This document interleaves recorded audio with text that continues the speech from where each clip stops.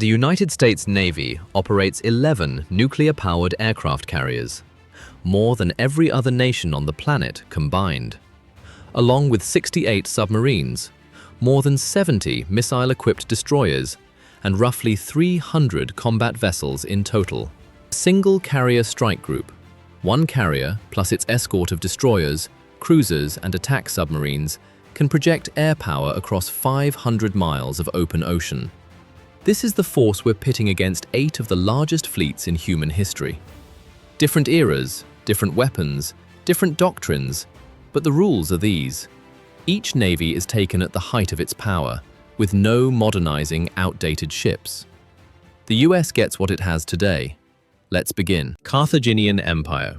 For 2 centuries, Carthage held undisputed naval supremacy in the Western Mediterranean. At its height, its fleet numbered around 350 quinqueremes, massive oar-powered warships built on Phoenician traditions that predated Rome by hundreds of years. Their crews were professionals, and their shipyards could turn out warships faster than almost anyone else in the ancient world. The quinquereme represented the pinnacle of shipbuilding for its time, 5 banks of oarsmen driving the vessel forward, ramming enemies with a bronze prow. A crude but effective way to snap enemy oars before the final closing blow. Rome only managed to build its own fleet by copying the design of a wrecked Carthaginian ship. Against the US Navy, none of this matters. A single Arleigh Burke-class destroyer carries surface-to-air missiles, a 5-inch gun firing 20 rounds per minute, and Tomahawk cruise missiles with a range of 1,000 miles. One carrier air wing alone has more than 70 aircraft. The entire Carthaginian fleet would be reduced to ash before a single ram gets within 5 miles of any American vessel. US Navy wins, 99%. Persia. In 480 BC, Xerxes invaded Greece with somewhere between 600 and 1,200 warships. Ancient sources put the number at 1,207. Modern historians lean towards 600 to 800. Either way, it was the largest fleet ever assembled in the ancient world. The problem Xerxes ran into at Salamis will repeat itself here. A Greek fleet of 371 ships lured him into a narrow strait, where his numerical advantage became a liability. Ships lost their maneuverability, formations broke down, and 300 Persian vessels went to the bottom against only 40 Greek losses. The American fleet doesn't need a narrow strait. A Virginia-class submarine can launch 40 Tomahawks while staying submerged at a depth of 50 feet, without ever surfacing. The carrier's air wing will be airborne before the Persian fleet even settles on a heading.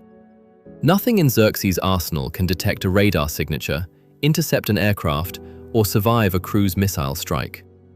More ships simply means more targets to sink. US Navy wins, 99%. Roman Republic. Rome was not originally a naval power. Its first real warships were built in just 60 days, copied from the design of a sunken Carthaginian vessel. Then came the corvus, a boarding bridge with a spike that dropped onto an enemy ship's deck, invented precisely because Rome couldn't outsail Carthage, turning naval combat into land combat instead. It worked. Rome eventually stamped out Mediterranean piracy so thoroughly that it controlled every major sea route. Their advantage was never in ship design, it was in sheer persistence. They lost entire fleets to storms and rebuilt them within months, every single time. The technological gap with America is the same as with Carthage. What makes Rome genuinely interesting is the mindset. No setback ever stopped them from rebuilding. In a prolonged war of attrition, where the US ran out of munitions, Rome would simply keep sending ship after ship until the balance shifted. A modern strike ends all of this very quickly. US Navy wins, 99%. Byzantine Empire. Here, Greek fire changes everything. Not the outcome, but the psychological effect. The Byzantines used dromons, warships equipped with bronze siphons mounted on the bow that sprayed a petroleum-based incendiary that burned even on water and couldn't be extinguished with water. It could be sprayed, thrown as grenades, or launched by hand. The formula disappeared along with the empire in 1453, and no one has ever fully recreated it since. In 717 AD, an Arab armada of more than 1,800 ships attacked Constantinople. Greek fire wiped it out completely. It was thanks to this weapon that Byzantium held naval dominance over the Mediterranean for 5 centuries. None of it compares to a radar-guided harpoon missile. But if an American crew somehow found itself in close combat with a Byzantine fleet in confined waters with its systems down, Greek fire would be a genuinely terrifying weapon, nothing like oars and rams. Still, the outcome isn't close. US Navy wins, 98%. Ottoman Empire. At the Battle of Lepanto in 1571, the Ottomans fielded 272 warships, 50,000 sailors, and 750 guns. They were the dominant Mediterranean power of their time, with fleets raiding coastlines from Italy to Spain and dragging thousands into slavery. Pope Pius V had to plead, negotiate, and effectively force the formation of the Holy League that finally stopped them.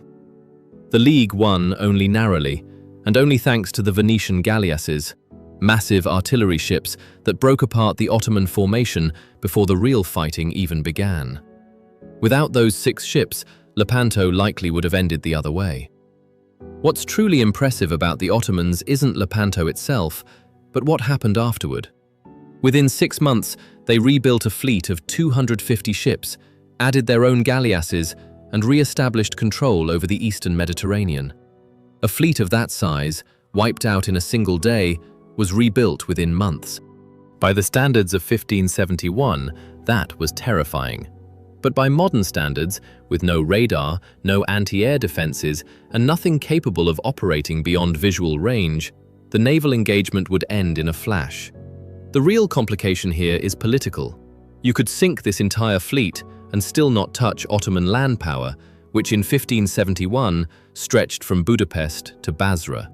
US Navy wins, 98%. British Royal Navy.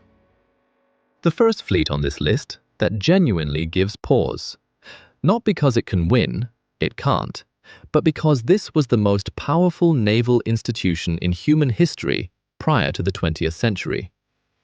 At the height of the Napoleonic era, the Royal Navy fielded more than 120 ships of the line, backed by a total of over 600 active warships of all classes.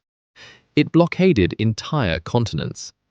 At Trafalgar, the British destroyed the combined Franco-Spanish fleet, 27 ships against 33, without losing a single vessel of their own.